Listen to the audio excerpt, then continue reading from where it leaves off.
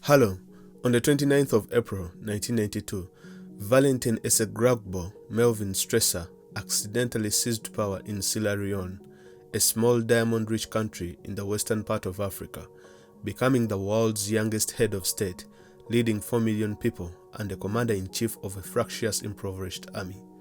The story of Stressar is unusual, even by experience of West African dictatorships.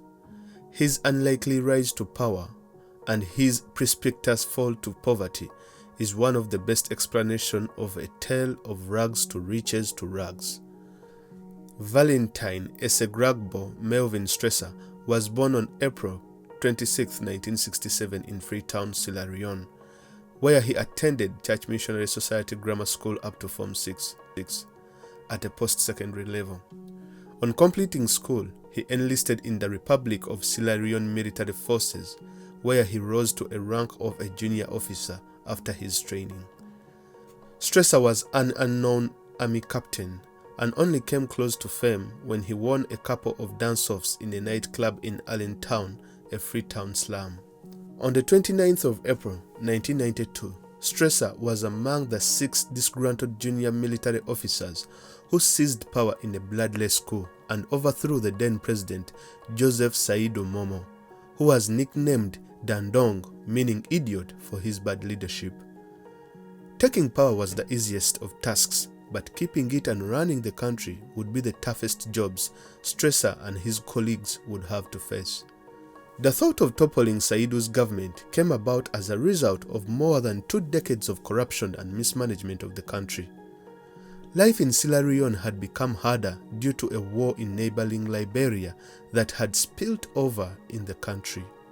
Stressar started his military career in 1990 as a regional peacekeeper in Liberia under the Economic Community of West African Monitoring Group, where he served for 7 months.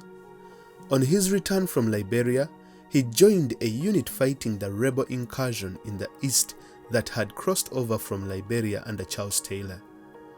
Stressar and a group of other government soldiers had to endure miserable fighting conditions, lack of logistical support, and limited ammunition. Ironically, the soldiers at the war front sometimes did not even receive their salaries on time, and their welfare was hardly at the top of the government's list of priorities. During his first interview as president, Stressar described how he had to fight the Revolutionary United Front rebels with absolute guns that wouldn't fire. On the 1st of May 1981, he received a shrapnel wound to the leg while defending a bridge and endured an operation without anesthetic due to lack of medical supplies. To make matters worse, the military refused to send Stressar and other injured soldiers an ambulance or helicopter for evacuation from the battlefield for further treatment, claiming the country couldn't afford it. The seeds of discontent had been sowed amongst the soldiers, and so, on the 29th of April 1992, Stressar and colleagues launched Operation Daybreak, drove to the capital Freetown to make their grievances known. They ended up raiding the office of the president in central Freetown, as well as a lavish old presidential lodge, where they found President Momo hiding in the bathroom wearing a dressing gown. He was bundled into an army helicopter and taken over to the border in Guinea.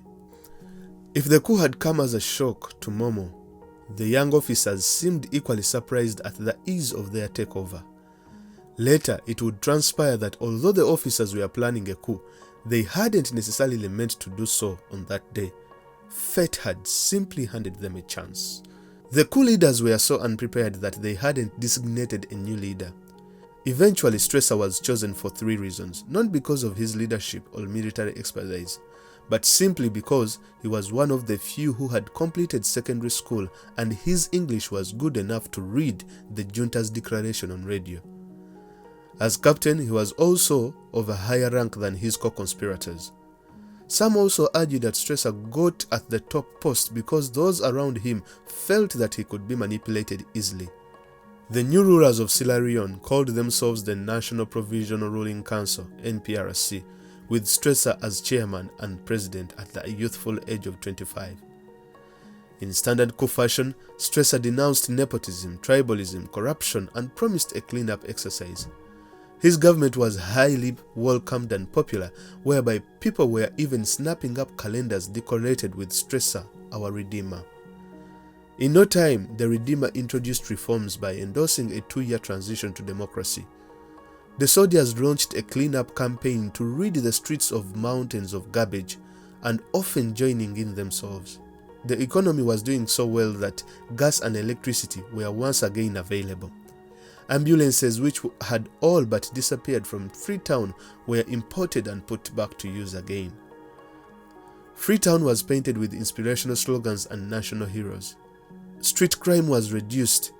Inflation was lowered from 115 annually to less than 15%. Surely Stressar was in control, and for a while he proved his critics wrong that had judged him according to his age. However, after a brief period, the euphoria faded. 8 months in, Stressar made the worst blunder of his presidency that would later haunt him long after he had left power.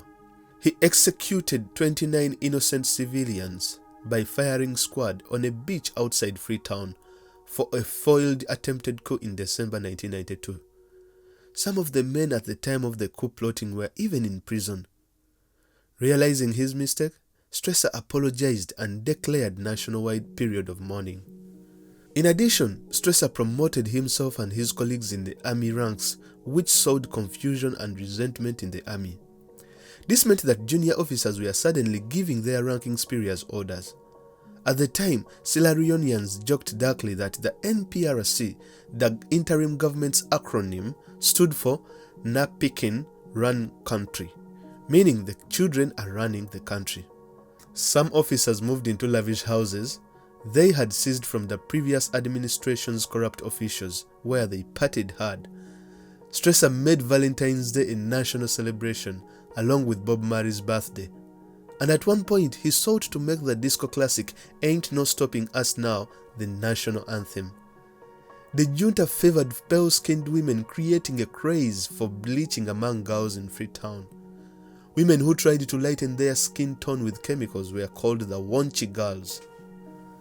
Stressar and his colleagues began to engage in their own scams like their predecessors and tried to muscle in on the diamond trade. In October 1993, Stressar and his officers engaged in smuggling diamonds. This was revealed by a Swedish newspaper suggesting that they had flown to Antwerp, Europe's diamond capital, with smuggled stones valued at tens of millions of dollars. They used the money earned from the deal to buy arms and divided the rest amongst themselves. The managing editor and 6 other colleagues who published the article were arrested and thrown in prison. By late 1993, Stressar's handling of the Bluing War in the East made matters worse for him. His army was close to defeating the rebels when Stressar called for a ceasefire in December, which turned out to be a huge blunder that enabled the RUF rebels to regroup and begin setting up jungle bases around the country. They became a nightmare to Stressar and his government that he was rapidly losing control over a big chunk of the country. In desperate attempts, the government launched an army recruitment drive enlisting children as young as 12, which increased the army ranks from 5,000 in 1991 to 12,000 in 1994. However, that did little to help save Stressar and his men. By the following January, state radio bulletins were urging citizens to have sticks, stones and machetes ready, as refugees pouring into the capital Freetown brought tales of torture and mutilation from the east. In a last-ditch effort to save his regime, Stressar solicited the help of mercenaries, which at first included the Gulukas security guards and later turned to executive outcomes, who composed predominantly of former South African Special Forces troops, whose role was to combat the rebels, and payment would be made in diamond concessions and cash. The move was a triumph, whereby the war was stopped and rebels had to retreat. Fighting in Sierra Leone ceased, and over 1 million displaced people returned to their homes. But this came at a huge cost of $35 million, just 1/3 of the government's annual defense budget. The period of peace was short-lived, as the mercenaries that the government relied on had to leave, due to a provision within the Abidjan Peace Accord of 1996, where all foreign troops had to leave Sierra Leone.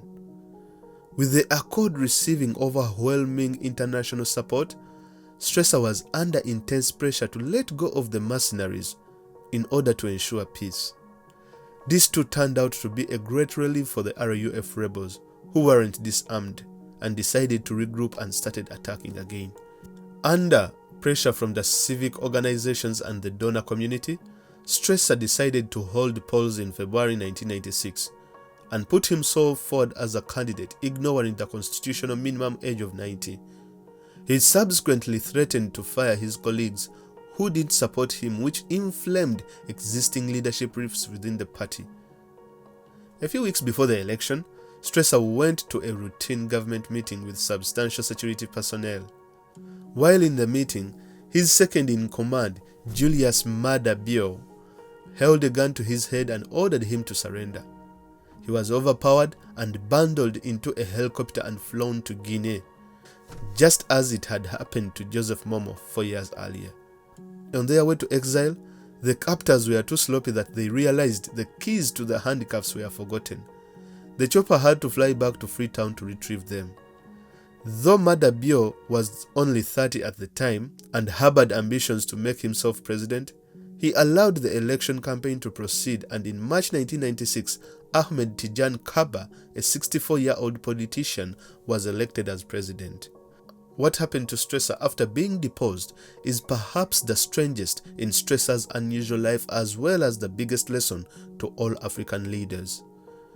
The international community negotiated with the NPRC over the reintroduction of civilian rule, and one of the incentives offered to the members of the junta in return to relinquishing power was the opportunity to study in the West.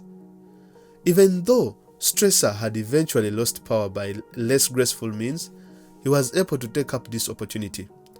He was admitted to the University of Warwick in England. The university's decision to consider admitting him was controversial, however. There was a ferocious internal row whether he should be allowed to enter as a student, despite assurances from reputable sources to the university that Stressar was not responsible for human rights violations. Suffice to say, his presence didn't go down well among the student body at the university, which included several students in exile from Sierra Leone. The most renowned incident is when a fellow student, whose relative was among those executed on the beach, launched a campaign to have him ejected. With the pressure mounting, UN declined to renew his funding after it expired at the end of the year. Hard pressed, Stressar dropped out 18 months into his law studies. The media also made his life miserable when they ran headlines like "The Butcher of Sierra Leone drawing the doll" in the Times newspaper. He was also forced to abandon his council flat in North London Borough of Islington after the Independent newspaper tracked down his address in 1999. By November 2000, Stressar sought to escape by fleeing to Banjul, the capital of Gambia, but there he met more of the same. He was beaten up at a nightclub by relatives of some of the innocent people executed at the beach in 1992. Things turned sour when the Gambian authorities accused him of fomenting another coup. He was arrested and deported back to London, where he was refused re-entry. At this point, there was nowhere left to go, especially when many others had despised and rejected him. The then President Ahmed Tijan Kaba granted him amnesty to return home. He was given some dignity to feel human again on his return home, only for him to return to a depressed and destitute state when the Kaba government was swept out of power through the justice of the ballot rather than the power of the bullet. Today, he lives with his mother and spends days drinking gin by the roadside. And for Julius Maada Bio, who deposed Stressar, he was elected president of Sierra Leone in a runoff election held on the 31st of March 2018. Thank you for watching and subscribe for more videos.